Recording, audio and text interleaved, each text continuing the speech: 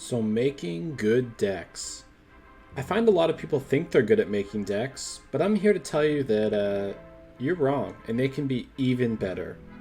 When fighting, gear stats and decks are two of the most important things. People put hours into farming for their gear, yet throw together sloppy decks with little care. This deck? Bloody horrible, Blue. What were you thinking? This deck? Still bad. Why? We will get into it. This will be the first of 4 videos and focus specifically on the support deck. In later videos, I will go into hitting decks, solo decks, and PvP decks. Just as a disclaimer, this video, unlike my other videos, has no script, and therefore there might be cuts in the footage or a chance I missed a small thing.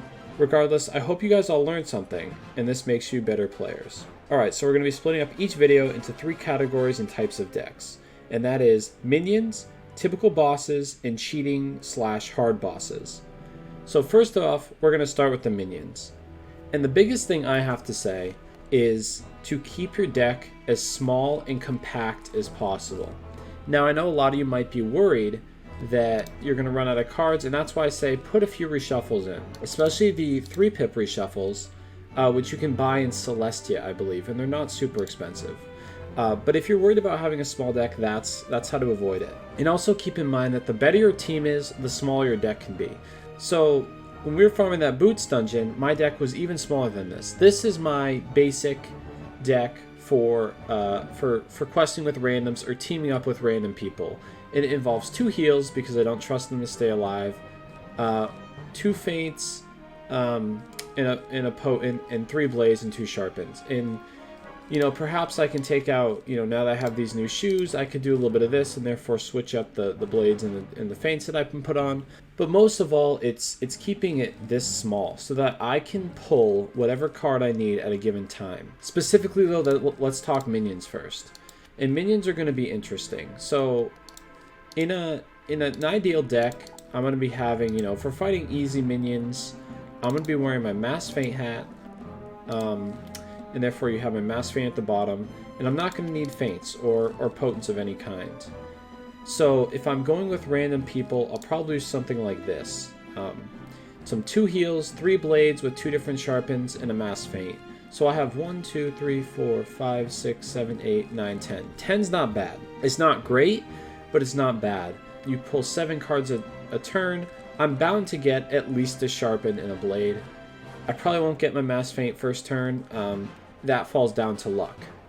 So as I said before, if you're farming with better teams, you can make your deck even smaller. So if I was farming with a good team that I trusted, I would probably make my deck something like this. 1, 2, 3, 4, 5, 6, 7. And that's perfect. This means that I'm pulling all 7 of these cards first turn. That's all I get. I'm guaranteed to get every single one of these. So first turn I can mass feint, first turn I can sharpen blade, you know, maybe I want to heal first turn.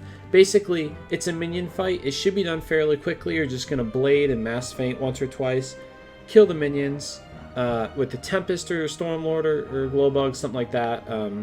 Your hitter's going to kill the minions. This is what you got. And remember, we'll go over hitting decks and solo decks and all that other stuff in later videos. We'll even go over PvP decks. But for now, this is, you know, your basic. This is my ideal minion deck when I'm questing with my group of friends that I trust to, you know, pull the right cards. We'll all of us will have, you know, 7 or 8 card decks like this, and therefore you can just kill no matter what. Again, if you're worried about this, reshuffles. And maybe if you want to put in, you know, if you're worried about pulling a blade or something, putting an elemental, putting in, if you know you're hitting with the storm, a storm blade, a fire blade. You know, it's just making sure that you pull the card you need at the time you need. I think that's fairly it for minions, you know. It's pretty simple like that. Let's talk supporting for bosses. So when it comes to bosses, again, as small as possible. So theoretically, I could do bosses even like this. What I might probably do is something along this regard. So somebody else would potent feint. I would potent feint with this potent. So we'd have 2 potent feints on, maybe somebody else feints again. We have mass feint. I have a blade. You know, I'm still have 7 cards. Maybe I don't need a pull. We're not hitting first turn like we do with minions. Minions, you can hit first turn if you pull 2 45s and a mass feint, and then you can just hit. So maybe in this deck, I'll have it a little bit bigger because I don't need to pull this first turn. It's still good to pull something good, but maybe I'll do something like this, or maybe I'll have, you know, another blade or something. But again, making it too big, a lot of times I see decks that are massive, and I, you know, sometimes I'll do it too. If we're going against new bosses, like when the new Catacombs came out, we're going against new bosses. You know, I kept my decks a little bit bigger. I threw in, you know, maybe because it's a boss deck, you might want to throw in an extra heal and an enchant. Something like this. You know, maybe it's like, you know, this boss looks scary. I heard he has, you know, a lot of health or something. Let me throw in a rebirth, you know, something like that. So it's basically making sure that you have what you need for the fight and that you have as little cards as possible so that you can pull exactly what you need at the right time. So yeah, I mean, boss fights, fairly easy. Again, this is from the perspective of a life wizard. If I wasn't a life wizard, even if I was scared of the boss's damage, I could wear, you know, my regular hat. I'd have 1, 2, there's not even that many cards. Let's pretend I'm wearing full Jade, so I don't have these 2 spells, and I'm not a life wizard. Let's say I have elementals, maybe put in 1 more, like this. Yeah, let's put in 2 sharpens because we don't have the other one. Let's put in 2 potents. I mean, something like this. Pretty simple. Maybe now, because I don't have a ton of stuff to do, if I was a balance, I'd have some balance blades, some blade storms. If I was a death, I'd have some dark packs. Maybe if I'd have a feint in here, and I'd have, you know, I don't know, if dragon blades are very rare, so I might want to keep that. But, you know, maybe I'd put in this. Maybe I could put in an elemental trap. There's so many options for things for you to do. But again, this deck should be, you know, 99% of the time, maybe I don't need 2 of those, but 99% of the time, this deck should be good enough to service you. So now let's talk about cheating bosses. And the thing about cheating bosses is this deck might not work because there are some bosses that don't let you feint at all. You know, there's some bosses that let you feint, but maybe you need an indemnity, right? So there's some bosses that, like Yavenji in Darkmoor, that once you... I don't have conviction. But once you know, if you want a blade, you have to put a conviction up. So again, with cheating bosses, you're going to really want to, A, learn the cheats. So maybe go in with everything. You know, if a cheating boss is there, I might go in with a bigger deck than usual just because I don't know what's happening. So I might go in with something like this, so I can potent feint, I can indemnity feint. You know, it depends. I'm open to possibilities. And then I'll figure it out, and if we fail, we do it again. But basically, it's keeping you open for what you want to do. But as far as, like, most cheating bosses, it's really understanding the cheat and then making a deck around it. And I can show you some of my other decks. So I have some decks ready from, like, bosses that we do a lot, so I can show you. So this deck, I mean, I don't know if you guys can guess, this is Rattlebones. So when we do Rattlebones, actually, now that we have this, I might do this. But Rattlebones, as you guys might know, he doesn't let you feint. Like, every time you feint, he'll switch the feint with an ice spell. So that's why I have this. I'll put on my Ice Mastery. I'll do the melt into a potent feint. I'll also be able to, without the melt, indemnity feint, and then he can't switch him either.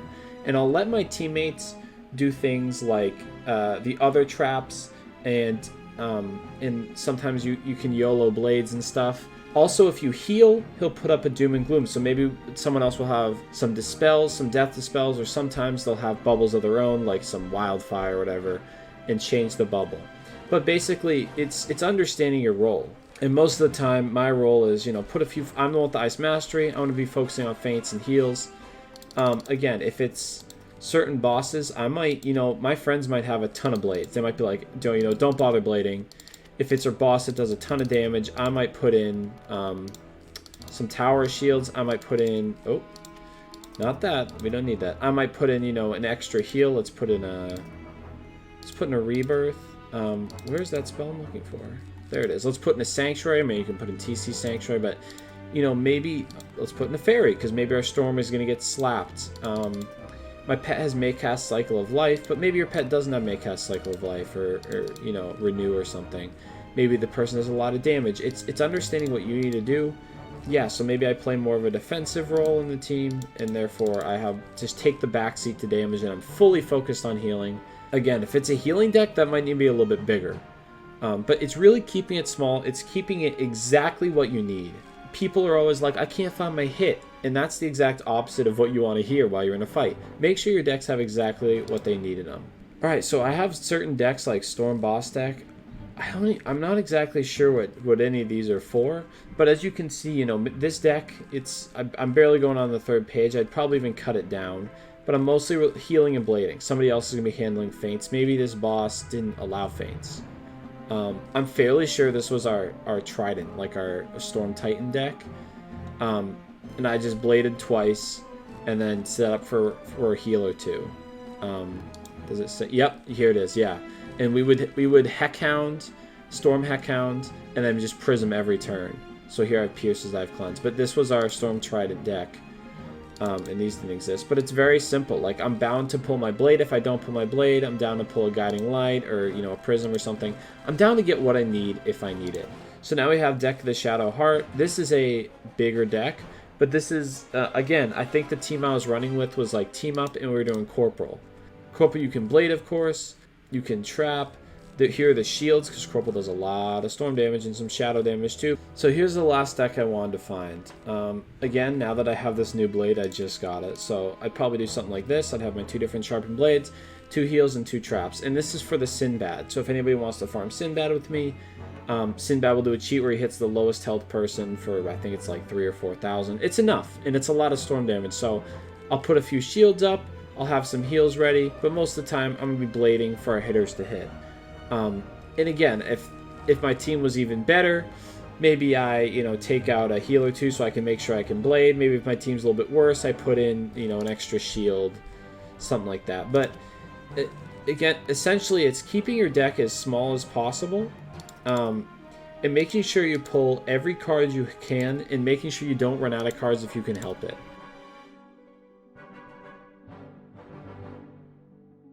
And that's the biggest thing. So depending on what you're fighting, whether it's minions, whether it's bosses, you know, you're going to want to go with the deck that will suit you the best. And for me, most of the time I get away with this kind of setup.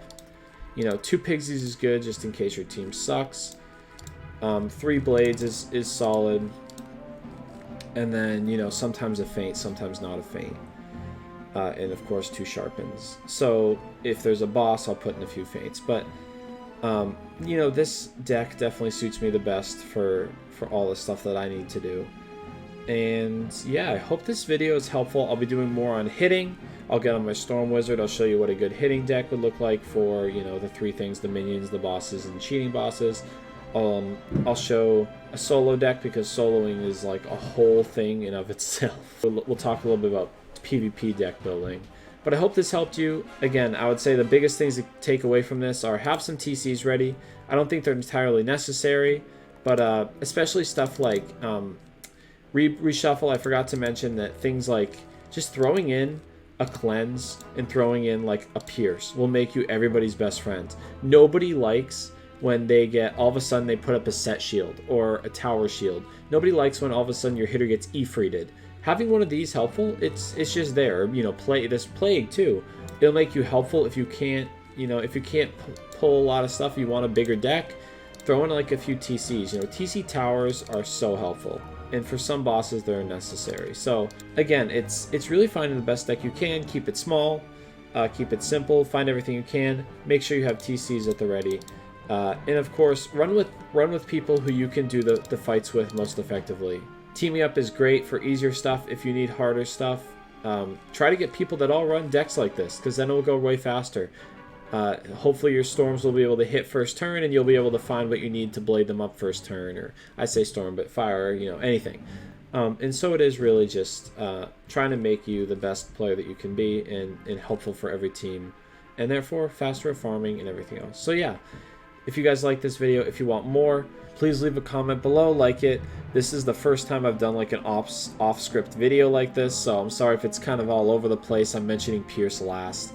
I'm sorry if I forgot some stuff. Some of these decks are old and outdated. Like, I really only use a few of these decks. I have no idea what this is. No clue. I think it's when we were farming Burning Rampage. But again, it's keeping it small, regardless.